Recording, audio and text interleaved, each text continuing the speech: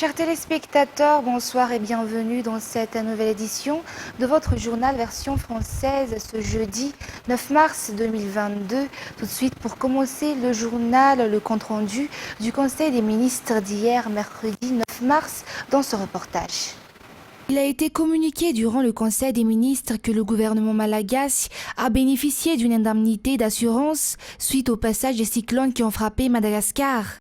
Il s'agit d'une indemnité de 10 700 000 dollars, issue du soutien de la BAD ou de la Banque africaine de développement, étant donné que Madagascar est membre de l'ARC ou African Risk Capacity, qui assure les pays de l'océan Indien dans le cadre du passage de cyclones pour venir en aide aux sinistrés, adopter les solutions d'urgence, redresser les services nécessaires, mais également mettre en place les infrastructures durables. Pour le ministère de l'Économie et des Finances, il a été approuvé que l'État prend désormais en charge les TVA des travaux de réhabilitation des dommages causés par le cyclone Batsirai. Pour le ministère de l'Enseignement supérieur et de la Recherche scientifique, le ministère de l'Éducation nationale, le ministère de l'Économie et des Finances, le secrétariat d'État en charge des nouvelles villes et de l'habitat, l'on a approuvé l'admission temporaire de l'imprimante 3D dans le cadre de la construction des premières écoles 3D à Madagascar. L'école de management et d'innovation technologie EMIT de Fianarantsoa en sera le premier modèle. Au niveau du ministère des Travaux publics, l'accélération de la réalisation des travaux financés par les investisseurs a été approuvée lors du Conseil des ministres d'hier, incluant également l'accélération du paiement de la contribution de l'État malagasy à travers la demande d'autorisation d'engagement. La demande d'admission temporaire des matériels nécessaires dans les projets d'aménagement et de mise en place d'asphalte au niveau de la route nationale 5 reliant Soneranivong et Mananara Nord. L'usage gratuit du centre multiplicateur de semences Marfari, Manakar, qui fait partie de la réserve agricole d'Ambil, a été approuvé pour le ministère de l'Agriculture et de l'Élevage.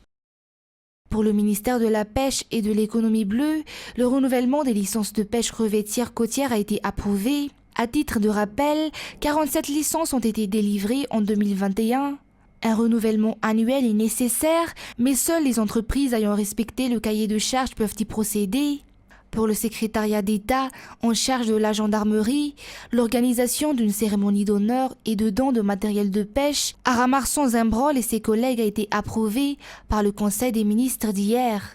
Ces derniers qui sont les pêcheurs qui ont aidé le secrétaire d'État en charge de la gendarmerie et le militaire technicien lors du crash d'hélicoptère du 20 décembre.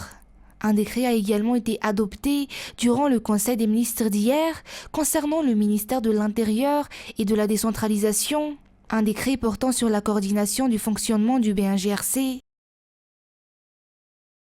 Mais après le Conseil des ministres habituel, un Conseil des ministres restreint s'est également tenu hier avec le président de la République, le Premier ministre et quelques membres du gouvernement concernés par le plan national de redressement des régions sinistrées suite au passage des 4 cyclones à Madagascar.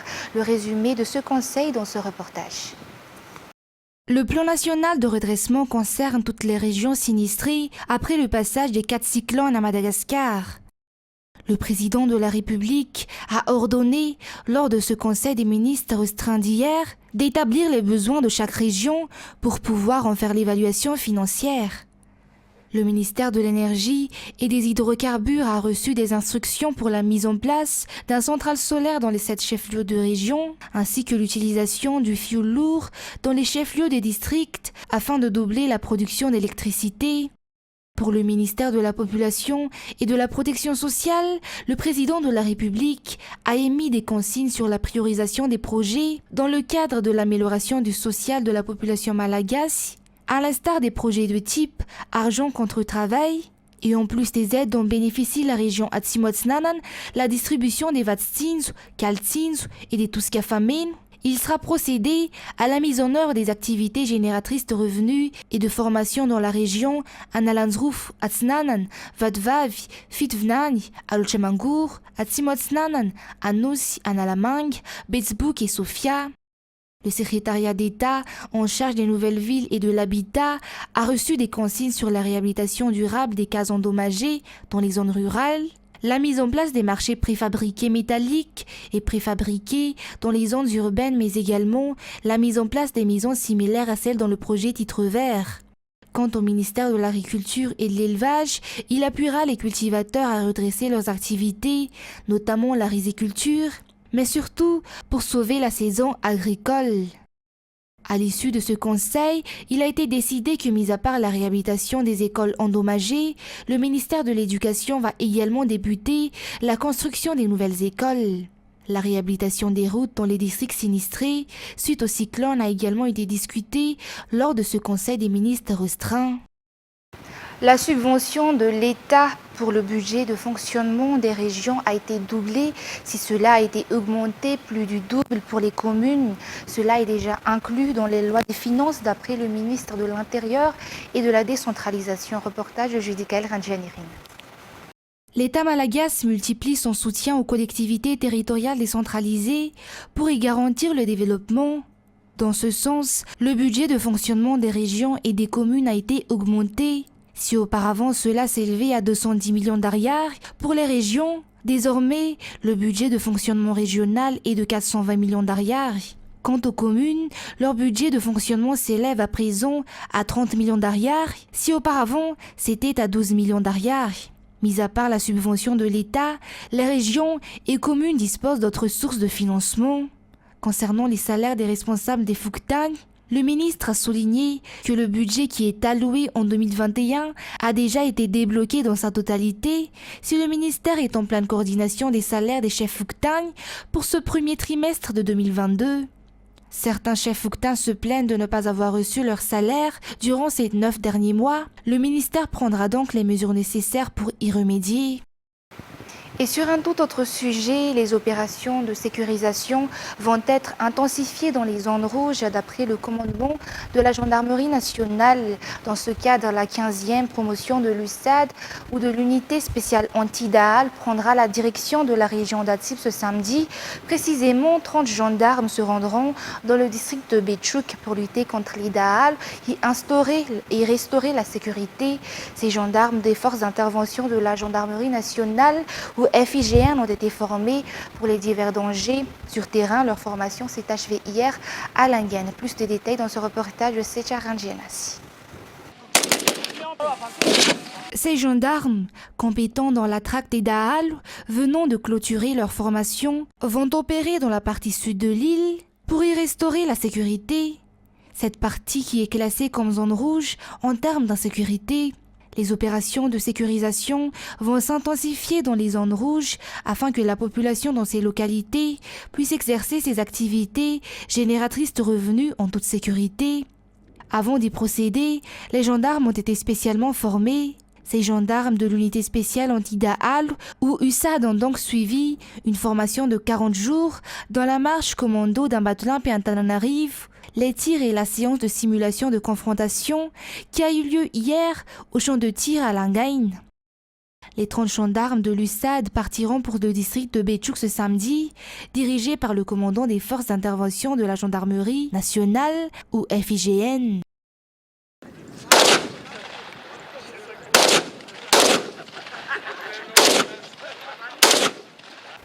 La Société municipale pour la gestion de la digitalisation ou SMDG a contracté un emprunt auprès de la CNAPS d'après les explications du maire ce jour. L'emprunt a été nécessaire pour le transfert des ressources matérielles et ressources humaines des IPARC vers la commune. Cela s'est fait en toute légalité et est également passé au niveau du conseil d'administration de la CNAPS. L'emprunt a aussi été discuté au sein du conseil municipal et a été adopté, a souligné le maire de la commune urbaine d'Antananarivo. Un reportage de Cécile Sylvain sur les images de Secha Randjenassi. La commune urbaine d'Antananarivo a contracté un emprunt de 11 milliards d'ariars au niveau de la CNAPS en 2021. Cette somme a été dépensée dans le cadre de la rupture de collaboration avec EasyPark, incluant également l'achat des matériels et le transfert des ressources humaines. Suite à cet emprunt, la commune pourra générer un bénéfice de 1 milliard d'ariars. Rien que pour cette année, si l'on prévoit un bénéfice de 4 milliards d'ariars pour l'année prochaine. L'emprunt auprès de la CNAPS s'est fait en toute légalité. Le dossier est passé au niveau du conseil d'administration de cette dernière. Le conseil municipal a également approuvé l'emprunt d'après le maire de la commune urbaine d'Antananarive ce jour. A rappelé que nous devons 15 millions d'euros à l'entreprise Easy Park alors que celle-ci n'a généré que 500 millions d'arrières pour la commune urbaine d'Antananarive durant ces 5 dernières années. L'État malagasy va procéder à l'utilisation de data centers ou centres de données afin de pouvoir utiliser des logiciels nécessaires pour la digitalisation du secteur public. De tels centres de données qui sont utilisés un peu partout dans le monde constituent une première pour Madagascar. Dans ce sens, le ministère du Développement numérique, de la transformation digitale, de la poste et des télécommunications a entamé la formation des techniciens malagasy. Reportage d'Anina Martina Inzararanjansu. 40 techniciens malagasy bénéficient de cette formation organisée par le ministère du Développement numérique, de la transformation digitale, de la poste et des télécommunications. Une formation dans le cadre du projet e-gouvernance, mais qui vise également la maîtrise de l'utilisation d'un centre de données que l'État malagasy mettra en œuvre dans le cadre de la promotion de la digitalisation au niveau du secteur public.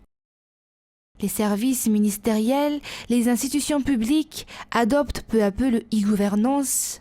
Celle-ci est basée sur la politique zéro papier et évitera aussi la perte de temps et surtout éradiquera la corruption d'après le ministre du Développement numérique, de la transformation digitale, de la poste et des télécommunications ce jour. C'est dans ce sens que l'on a mis en place le data center ou centre de données afin de stocker les données et les identités de chaque citoyen dans un logiciel. C'est un projet à travers lequel l'État, via le ministère du Développement numérique, de la transformation digitale, des postes et télécommunications, est en collaboration avec une entreprise privée. L'État malagasy échangera avec les entreprises de télécommunications afin que chaque citoyen puisse accéder gratuitement aux sites opérant en Madagascar. Et sur le plan éducatif, 40 étudiants issus d'universités privées ont reçu des bourses d'études. Aujourd'hui, en plus de ces bourses, ils seront également accompagnés dans le domaine professionnel une fois leurs études terminées. Ruth Christelle Argutmalal et Yves Janel. Le chômage demeure un problème pour la plupart des jeunes diplômés. Cependant, certains d'entre eux ont également l'ambition d'avoir leur propre entreprise après leurs études. L'objectif des universités est de produire des jeunes leaders qui constitueront l'avenir du pays. C'est pourquoi ils encouragent leurs étudiants. À cet effet, aujourd'hui, 40 étudiants d'une université privée ont reçu des bourses, dont 24 ont reçu des bourses d'études et 16 ont reçu des bourses d'excellence à hauteur de 50 millions d'arrières. L'avantage, c'est l'accompagnement de ces boursiers-là. Nous avons différents programmes d'accompagnement, mais en tant que boursier, pour nous, c'est un engagement à vie. Même après leurs études, nous restons toujours à leur disponibilité. Pour tout ce qui est questionnement de leur insertion ou plus tard peut-être ils s'y pensent à se reconvertir. Donc nous restons toujours là, disponibles pour eux. Donc ces accompagnements-là vont vraiment de l'accompagnement carrière, mais ça peut être aussi d'autres aspects de développement de leur personnalité ou développement du leadership. Mais en tout cas, c'est un accompagnement qui leur est dû. Divers critères ont été considérés et qui ont permis à ces élèves de bénéficier de ces bourses, notamment leurs compétences, la participation active à l'école, notamment dans les activités sociales, mais aussi l'incapacité financière des parents à payer les études de leurs enfants. Et sur le plan sportif, Real Madrid et Manchester City se qualifient et rejoignent donc le Bayern de Munich et Liverpool pour les quarts de finale de la Ligue des Champions suite au résultat des matchs retour de la 8e d'hier. En effet, le Real Madrid a battu le PSG par 3-1 hier alors que le PSG a remporté le match aller par 1-0. Quant à Manchester City, elle a fait match nul contre le Sporting, mais se qualifie quand même étant donné qu'au match aller, l'équipe de Manchester City a battu le Sporting par 5-0. Les matchs restants pour les huitièmes de finale de la Ligue des Champions, notamment les 4 matchs retour, auront lieu la semaine prochaine. Et concernant les actualités internationales de ce jeudi, notamment de l'évolution de la guerre entre l'Ukraine et la Russie, la municipalité de Mariupol, une ville de sud-ouest de l'Ukraine, assiégée par les forces de Moscou, a accusé mercredi la Russie d'avoir détruit un hôpital pour enfants par des frappes aériennes selon France 24. Une femme enceinte évacuée en urgence sur une civière. Le bombardement vient de frapper en plein cœur l'hôpital pour enfants de Mariupol. Il y a des blessés. C'est le chaos. Toi, tu es intact, tout va bien. J'ai peur pour ma maman. La panique. La peur se lise sur les visages. À quelques mètres de là, un homme, un Ukrainien, filme avec son téléphone portable. C'est un tir d'artillerie lourde. Là, c'est la maternité. Des femmes que l'on aide à marcher sortent en titubant des bâtiments. À travers les couloirs, des tables à langer. Des lits ont été projetés. Sous l'effet de l'explosion, tout a été soufflé. Est-ce qu'il y a des gens ici? De l'extérieur, les dégâts sont tout aussi impressionnants. D'après les témoins, la bombe serait à l'origine de cet immense cratère, presque 5 fois la taille d'un homme. Selon un bilan provisoire, au moins 17 adultes ont été blessés par ce que le président Zelensky décrit comme une frappe aérienne russe. C'est une atrocité. Combien de temps encore le monde sera complice de la terreur? Depuis quelques jours, les troupes russes encerclent les pylônes Mariupol. L'hôpital pédiatrique est loin d'être le seul touché. De nombreux autres bâtiments ont été détruits, transformant la ville portuaire en un champ de ruines. Mariupol est victime de frappes d'artillerie incessantes. Chaque heure, chaque minute, chaque seconde. Selon le ministère de la Défense russe, le bombardement de l'hôpital de Mariupol est une provocation ukrainienne. D'après l'OMS, 19 installations de santé ont été détruites depuis le début de la guerre. Les Ukrainiens continuent de fuir quotidiennement leur pays en guerre. Certains trouvent refuge dans des villes épargnées par les combats, comme Lviv, située à l'ouest de l'Ukraine. Reportage. En cette 14e journée de la guerre, il y a toujours foule à la gare de Lviv. Les informations sont difficiles à obtenir, il y a le chaos, mais il y a aussi beaucoup de gens qui sont là pour aider, que ce soit les gens qui arrivent d'autres régions de l'Ukraine ou ceux qui tentent de partir en direction de la Pologne. Nous avions acheté des places pour un train qui devait partir il y a 1 heure, mais il s'est avéré que les billets ne comptent pas et tout le monde doit attendre dans la même queue. Nous espérions pouvoir aller facilement en Pologne après 10 jours où on se demandait où aller vivre, après qu'il y a eu des explosions dans notre quartier de Kiev et qu'on ait quitté la ville sous les bombes.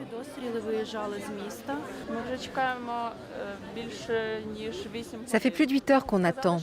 Ils ont dit que le train partirait bientôt, mais personne ne sait exactement quand est-ce que ce sera. Nous espérons bien sûr que la situation en Ukraine s'améliorera, mais nous voulons que nos enfants aillent à l'école. Nous voulons vivre dans le calme. Nous voulons travailler et faire ce qu'on veut, en paix.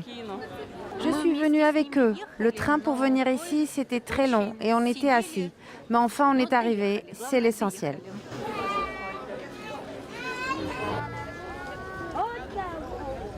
Devant la gare, un groupe d'étudiants en médecine nigérians évacués de Soumy dans le nord-est de l'Ukraine.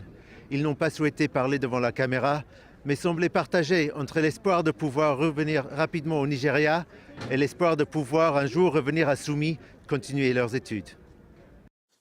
Et si certains décident de fuir, d'autres choisissent de rester. La menace de l'invasion russe se rapproche de jour en jour à Odessa, dans le sud de l'Ukraine. La population restée dans la ville s'est mise au service de l'effort de guerre. France 24. Une ville d'ordinaire grouillante et joyeuse, aujourd'hui au ralenti et sur la défensive. Fini la fête à Odessa. Chaque entreprise travaille à la résistance face à un éventuel assaut russe. Dans les sous-sols de cet immeuble, direction un atelier de couture qui fournit en temps ordinaire un site internet de mode branché. On s'est convertis, on fait des sous-vêtements chauds pour nos soldats. Allez les filles, on s'y met. Valentina Chepel et ses couturières ont décidé de rester à Odessa pour se battre à leur façon, avec la nostalgie des temps d'avant la guerre. Avant, dans ces temps heureux, on confectionnait ces jolies robes de soirée avec des paillettes pour aller faire la fête. On voulait être belle, bien habillée. Maintenant, on fabrique des gilets pare-balles.